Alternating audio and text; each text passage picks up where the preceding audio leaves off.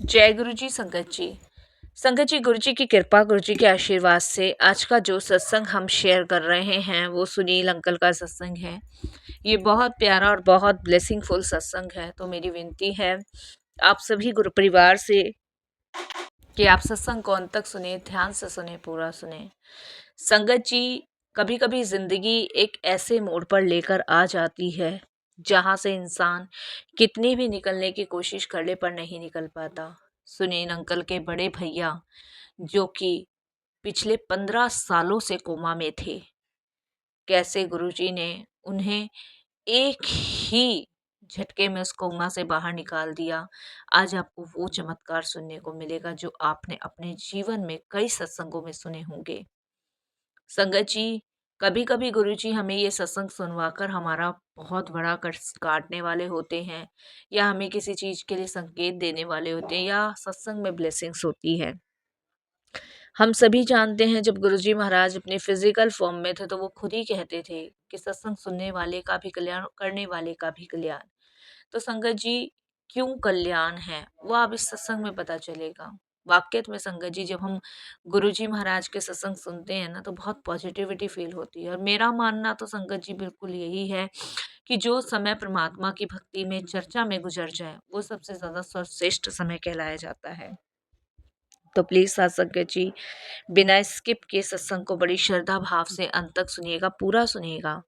इसके अलावा अगर आप भी अपने अनुभव और सत्संग शेयर करना चाहते हैं तो हिंदी में साफ राइटिंग में आप अपना सत्संग लिखकर हमारी जीमेल आईडी पर सेंड कर सकते हैं, ताकि आपके द्वारा सुनाए गए सत्संग से जो भी गुरुजी महाराज की नई जुड़ने वाली संगत होगी उन्हें गुरुजी के कल्याण, महिमा, अनुभव के बारे में ज़्यादा से ज़्यादा पता चलेगा।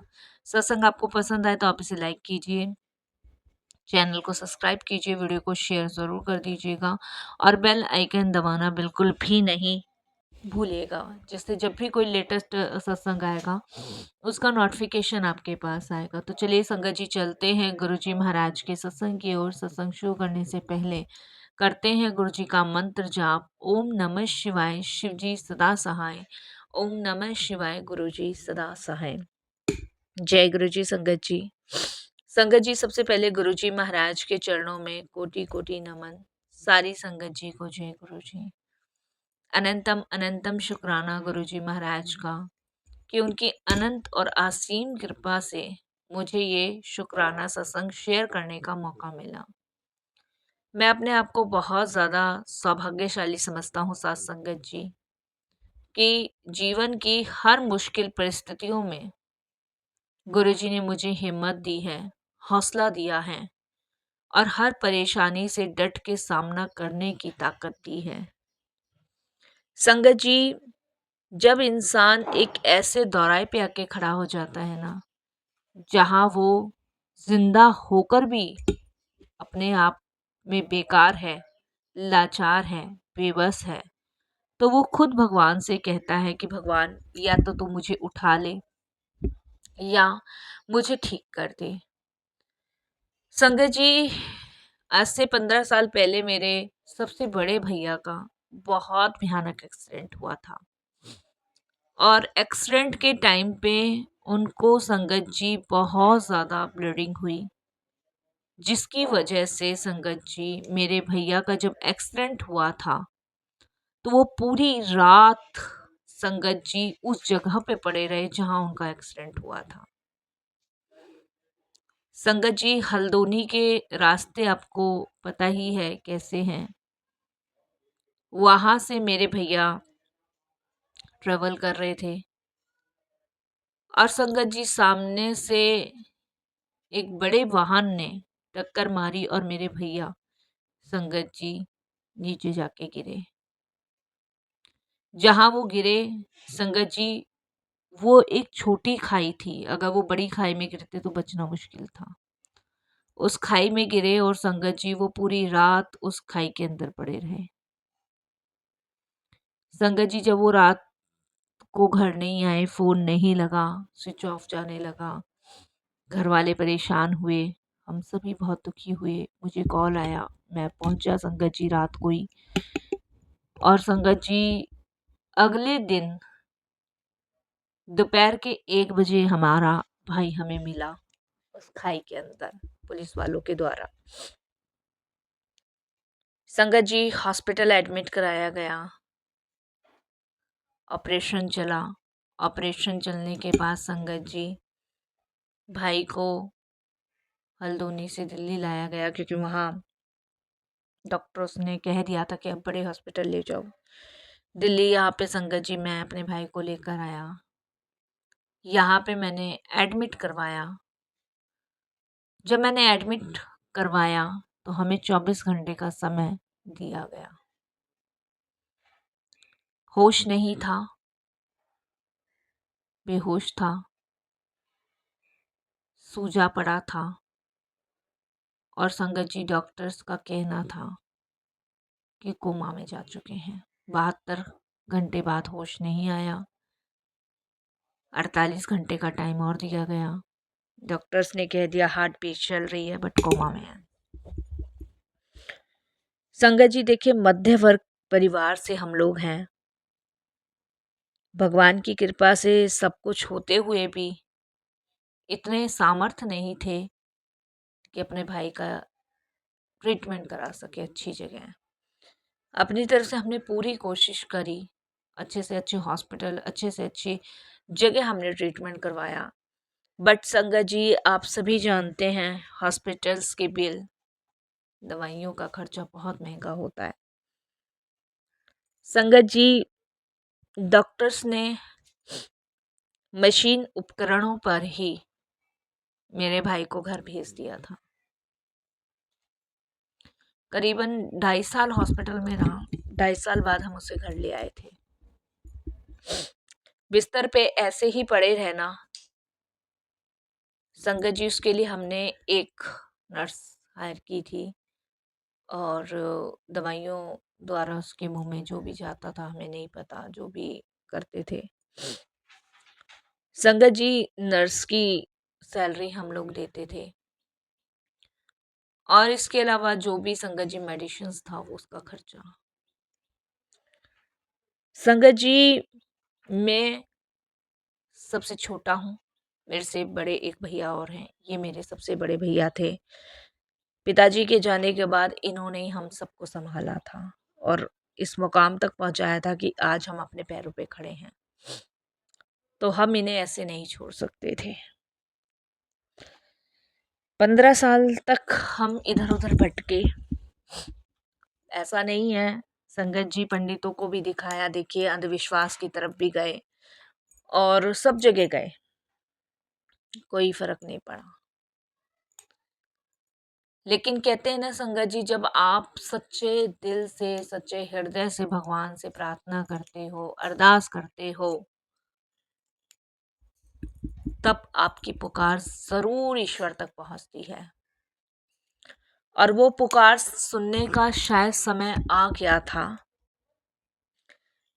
और संगत जी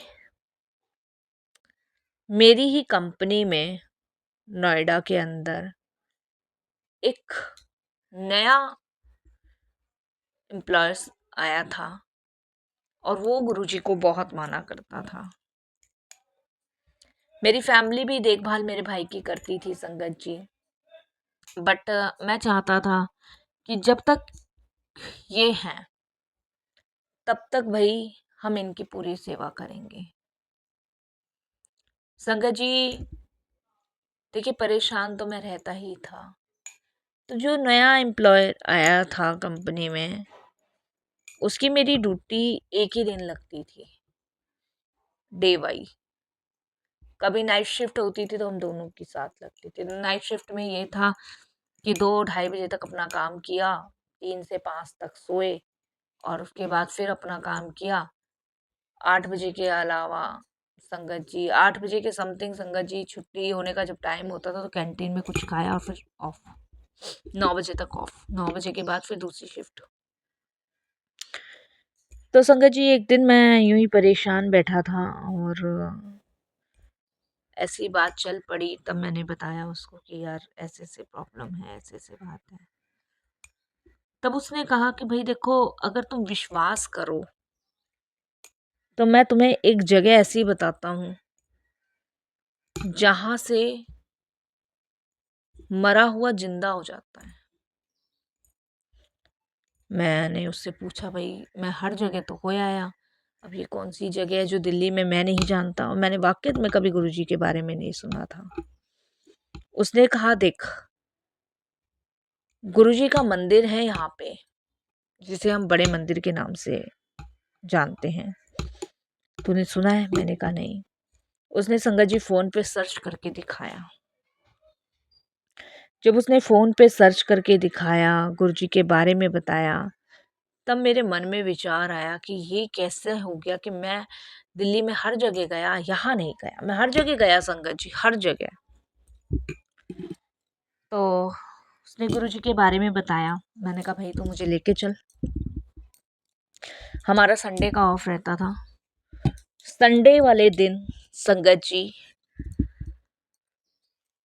मैंने तैयार होकर उसका वेट किया और वो आया और हम दोनों बाइक से निकल गए संगत जी। करीबन हम पौने घंटे में गुरुजी के दरबार पहुंचे शाम के समय। वहां पे मैंने देखा संगत जी की बहुत बड़ा शिवलिंग बाहर गुरुजी का है। तो मन में एक सवाल आया कि शिवलिंग तो अधिकतर मंदिर के अंदर देखा है, ये पहला एक मंदिर है जो शिवालय बाहर है। तो संगत जा रही थी, मेरे दोस्त ने, जो मेरा बना था नया दोस्त, उसने जैसे जैसे बताया वैसे वैसे मैंने जाना शुरू किया अंदर। जाते रहे और संगत जी, मन में इतनी शांति मिलती रही, जो उथल पुथल मन में दिमाग में थी वो कहीं ना कहीं शांत होना शुरू हो गया दिमाग। अंदर गए, सबसे पहले भोलेनाथ के दर्शन, फिर गणेश जी के दर्शन। बड़ी दिव्य ब्लेसिंग्स मिल रही थी उनमें से। माथा टेका, लंगर करा और संगत जी घर आ गया। मन में कुछ बोल के नहीं आया वहां। और संगत जी वहां से जो जल प्रसाद लाया था वो अपने भाई को लगाना शुरू करा, हल्का हल्का। संगत जी, उसके 2-3 दिन बाद मुझे ड्रीम दर्शन आया, जिसमें मैंने देखा कि मेरा भाई जहाँ बिस्तर पे लेटा हुआ है, वहां पे गुरुजी खड़े हैं और मेरे भाई की तरफ इशारा करके कह रहे हैं, खड़ा हो, उठ।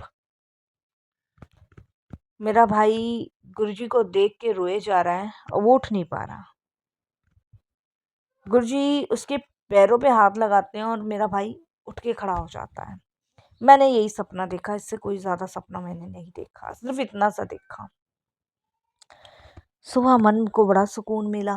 मैंने अपने वाइफ को बताया, अपने दोस्त को बताया, तो उसने कहा कि देख, तेरा भाई अब ठीक हो जाएगा, गुरुजी तो ये ड्रीम में दर्शन दे गए हैं। तो अब संगत जी हुआ क्या, मैंने गुरुजी के दरबार जाना शुरू कर दिया।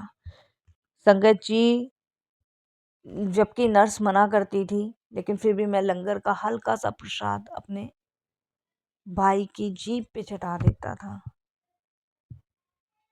और संगत जी, जल प्रसाद से उसके पूरे शरीर में हल्की हल्की बौछार सी से कर देता था। संगत जी, एक रात मेरे भाई की तबीयत जो है बहुत ज़्यादा खराब हो गई, बहुत ज़्यादा। ये लगा लो, इतनी ज़्यादा उसकी तबीयत खराब हो गई कि संगत जी मुझे उसे हॉस्पिटल ले जाना पड़ा। डॉक्टर ने चेकअप किया और डॉक्टर ने संगत जी ऑपरेशन करने के लिए फिर से बोल दिया। ऑपरेशन किस चीज़ का होना था? माइंड का। हम घबराने लग गए और मैं मन ही मन कहने लग गया कि गुरुजी ये क्या, गुरुजी ये क्या। और गुरुजी का मंत्र जाप करना मैंने शुरू कर दिया।